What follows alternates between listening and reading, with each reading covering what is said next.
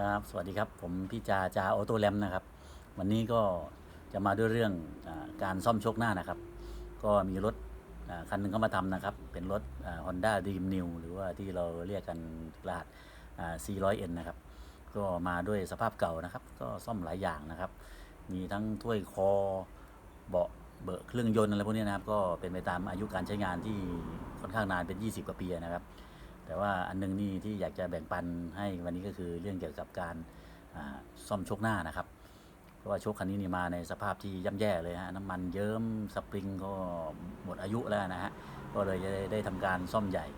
นะครับก็วันนี้ก็จะไล่ตั้งแต่นะครับเครื่องไม้เครื่องมือพิเศษที่นำมาใช้นะครับสำหรับการซ่อมโชคหน้านะครับแล้วก็การถอดแล้วก็ต้องไปล้างแล้วก็นำมาประกอบนะครับก็เพื่อนๆก็ลองติดตามได้นะครับในคลิปนี้ก็ค่อนข้างละเอียดทีเดียวสำหรับมือใหม่ก็น่าจะดูคลิปแล้วนำไปเป็นประโยชน์ได้นะครับสำหรับมือเก่าๆก็ถ้าได้ชมก็เพื่อเป็นการทบทวนนะครับก็ครับขอบคุณมากครับเชิญรับชมคลิปได้นะครับสวัสดีครับนี้ดีม 400N นะครับคันนี้ทำหลายอย่างครับก็อุ้มเบาะมั่งทำเครื่องมั่งครับอันนี้เราก็วันก่อนก็ทำแผงคอแล้วแต่แผงคอเราลงไว้หลายคลิปแล้วครับน่าจะเอาตัวแรมคลิปที่แล้วที่ลงเรื่องโชคไว้เนี่ยเรานำโชคไปวางบนโต๊ะแล้วก็นั่งทำกันนะครับแต่คราวนี้คลิปนี้เราจะนั่งทำกันในสถานที่ทำงานจริงๆเลยนะครับใช้กับรถจริงๆอุปกรณ์ที่ต้องใช้ครับก็คือประแจทั่วไปพวกนี้ครับเบอร์17ครับต้องถอดหัวโชคออกมาก่อนครับนี่ตอกเพื่อให้สนิมมันหลุดนะครับรถนานๆปุ๊บมันแน่นเกินไปก็ต้องตอกให้พวกสนิมพวกตะกันมันหลุดก่อนก็ขันออกครับทำมาไม่ยากเลยนะครับขันไว้วางด้วยเดี๋ยวสปริงเด้งขึ้นหัวครับใช่บางทีมีเพื่อนฝูงเอาตามองทีไม่ได้แต่นี่ไม่เด้งหมดมันเด้งได้มันบอกให้วางนะโบน็อตยึดทุกตัวเนี่ยครับเราต้องเคาะก่อนเคาะสักนิดนึงครับเพื่อให้มันฟื้นนะครับให้หลุดจากสนิมนะครับแล้วก็คันนี้ก็ต่อโชคออกมาครับคนทำงานชำนาญนะครับเครื่องมือดีๆใช้เวลาไม่นานครับแต่จริงๆเราถ้าต่อแล้วเนี่ยเราบอกว่ามันใช้งานนานแล้วก็เวลาล้างให้สะอาดนิดนึงถ้าตอนที่เวลาอยู่ก็จะต้องล้างครับ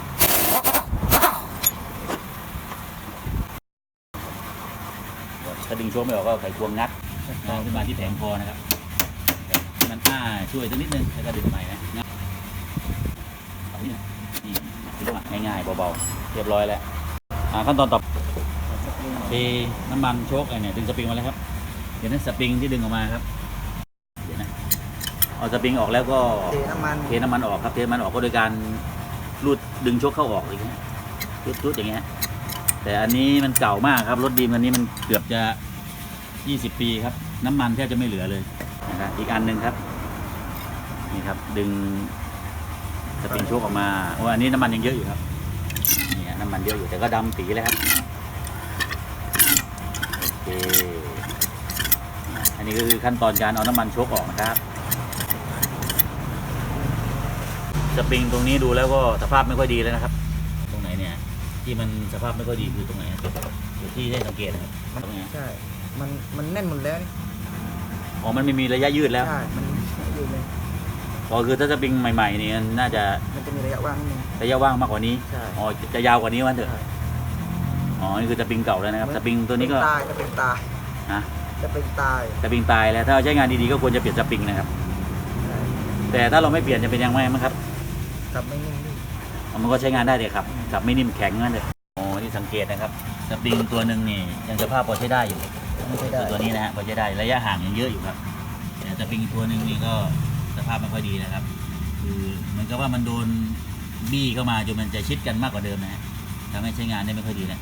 แต่อันนี้จะห่างนะครับอันนี้จะค่อนข้างจะชิดนะครับนั่นเดี๋ยวแต่ว่าเพื่อความสบายใจในการใช้งานนะครับดีๆแล้วก็จะเปลี่ยนสปริงด้วยครับนี่คือสปริงไส้โชคนะครับต่อไปเราทำไงนะฮะเอาขี้โคลนออกก่อนเพื่อที่จะ ขันหกเหลี่ยมออกมา ขันเอาหกเหลี่ยมขันในตัวยึดกับไส้โชคใช่ไหม อืม น็อตที่ยึดกับไส้โชคตัวเนี้ย ถ้าไม่ขัดกิ๊กลวนอันนี้สกรูจะเสียได้ ใช่ใช่ถ้าตะบันยัดหกเหลี่ยมเข้าไปไม่ขัดที่โคนออกนี่เดี๋ยวตะปูเสียขึ้นมาก็ยุ่งนะครับคราวนี้ ต้องเชื่อมอย่างเดียว โอ้โหถึงขั้นต้องเชื่อมออกนี่ยุ่งเลยครับโอเคครับเราเสียเวลานิดนึงขัดพวกที่โคนออกก่อน เสียเวลาแต่ไม่เสียของ ครับใช่ไหม แล้วก็ตอกสกรูให้มันตื่น ช่างก็บอกว่าตอกตะปูก่อนนะครับ ตอกตะปูให้มันตื่น ก็คล้ายๆกับที่เราตอกโชคตะกี้ครับก็ ต คือ อก มัน ต จะ บนหัวสกรูเลย ตอกหัวตะปูนะมันจะมีสนิมมีตะกันอยู่เนี่ยนี่เราตอกกันนี่ครับนี่ไอ้พวกตะกันพวกสนิมที่มันยึดอยู่นี่ครับ มันตื่นนะให้มันแตกออกมานะเราจะได้ขันน็อตออกมาได้ง่าย ๆ ครับอย่างเงี้ยก็ทำครับ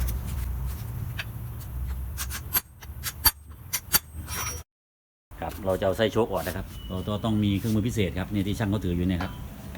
นี่ครับเครื่องมือพิเศษก็คือนี่ครับทำขึ้นมาเองครับ เป็นเหล็กเส้นเนี่ยครับแล้วก็ข้างบนก็เจียเป็นแฉกๆนะครับเจียเป็นแฉกๆนะครับเจียเป็นแฉกๆนะครับ แล้วก็ใช้มาล็อกกับปากกาครับนี่ครับช่างก็จะเอานี่ครับเนี่ยครับเอาแล้วก็ทีนี้ก็สอดโชว์เข้าไปนะครับโชว์ที่เราถอดสปริงออกแล้วนี่ครับสอดระยะเข้าไปครับ แล้วก็ ไอตัวที่เป็นเหล็กแฉกๆเนี่ยมันก็จะไปยึดกับไอเหล็กนี่ครับเหล็กเส้นตัวนี้ครับที่เราเจียปลายไว้นะครับเนี่ยเจียปลายเป็นแฉกๆนี่ครับมันก็จะไปยึดกับแกนลูกสูบโชคที่อยู่ข้างในเนี่ยครับเดี๋ยวพอถอดออกมาก็จะเห็นนะฮะตอนนี้ยังไม่เห็นครับนี่ต่อมาก็ใช้หกเหลี่ยมครับหกเหลี่ยมนะนี่ช่างไปใช้หกเหลี่ยมนะครับหกเหลี่ยมขันนะครับก็ใช้การช้อนตอกช่วยนิดนึงให้มันแน่นครับพอแน่นแล้วคราวนี้ทำไงต่อครับเนี่ยต้องหาตัว เอาเกนล้อก็ได้เอาอะไรสักอย่างก็ได้ แกนล้อก็ได้นะครับ มาล็อกโชคไว้ จะได้มีแรงขันครับ แล้วก็ขันสกรูครับใช้แรงนิดนึงครับใช้แรงนิดนึงง่ายๆแต่ก็ไม่ได้ยากครับออกแรกนะออกมาด้วยความง่าย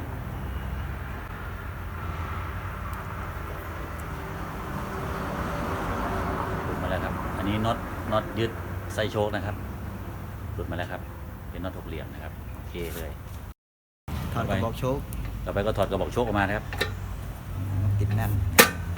อืม นี่ดึงออกมาแล้วอ๋อก็ถอดกระบอกโชคแล้วครับเดี๋ยวพอถอดน็อตออกมาปุ๊บนะฮะน็อตตัวนี้ที่ยึดแกนตัวนี้ก็ถอดกระบอกโชคออกมาไอ้เหล็กเส้นตัวเนี้ยนี่เราก็มายึดกับแกนลูกสูบตัวนี้นะอยู่ข้างใน ใช่ เพื่อจะยึด เนี่ย ลูกสูบตัวนี้มันนิ่ง เวลาโชคเล่นก็แบบประมาณนี้แหละ อ๋อเวลาการทำงานของโชคเวลาทำงานก็คือประมาณนี้